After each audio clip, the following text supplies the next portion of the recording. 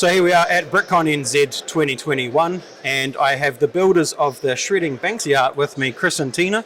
Thank you guys for joining me. Tina, talk us through the start of the build. So the concept came when we were in lockdown in New Zealand for a couple of months. I was already planning a lot of artworks at home, and I thought, well, Banksy's one of my favourite artists, and we were just thinking which one is the most famous. So we thought Girl with Balloon, and we just I just wanted to do that one. And then my husband here, who's super mechanical, was like, why don't we actually make it like the real one, the one that actually shreds? So yeah, Tina said she came up with an awesome idea, and we decided, hey, let's make this actually work.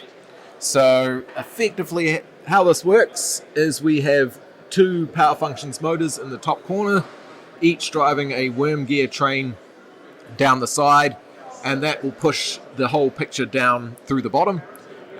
When it pushes out through the bottom, the entire lower 2/3 are made up of individual lines of plates. We kind of disguise that by doing the whole thing in that same way. And as it pushes out the bottom, it gets pushed through this grill that fans out each other line of plate to make it look like shredded paper.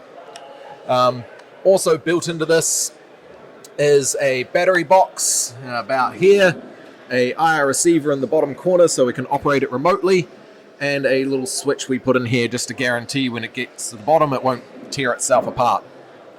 This was quite interesting to build. The first thing we had to figure out is, would it actually work? So we tried several renditions. We started with only 6 lines of plates, and with proof of concept we went bigger. Tried it full size, a complete rainbow build at that point.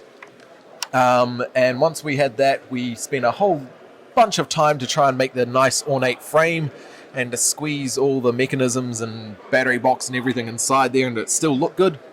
And then we finished it off with a nice big Lego and Bricklink order to get all the pieces that we need. It's the most challenging part for all this was actually cramming everything we could into that frame without any special bumps or anything. So you can see this little bit in the corner. It's the only part that alludes to the fact there's something there. We couldn't put a plate behind it since it's over the IR receiver. So it's unfortunately a touch loose sometimes. But that's the only thing that you can see. The only technical frustration we had is we had to make an upgrade after our original version. Sometimes these would not fit into the grooves, and the consequence would be that it would pop the entire bottom section off. Eventually we fixed that problem using the 1x1 half round tile at the end of some of the bits of paper, and also using ingot bricks in there as well, using those angled edges to feed the bits in better. The highlight was when it actually started shredding. We were just like, I can't believe this is working, because you just don't think you could recreate it, because it's just something super technical, and Lego is kind of rigid, and it's we haven't glued it, so things can fall off. So actually super surprised it's quite sturdy. We're really happy with the colors as well, like trying to find colors close enough for the frame at least. It looks really great, especially from far away. It doesn't even look like Lego.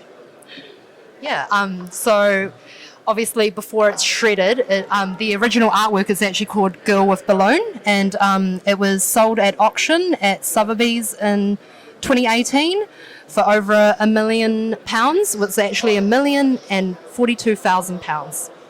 And it was a record high for Banksy at the time for one of his artworks. And so once it's shredded, it actually got a new name, and Banksy's team, who are Pest Control, decided to name the artwork Love is in the Bin.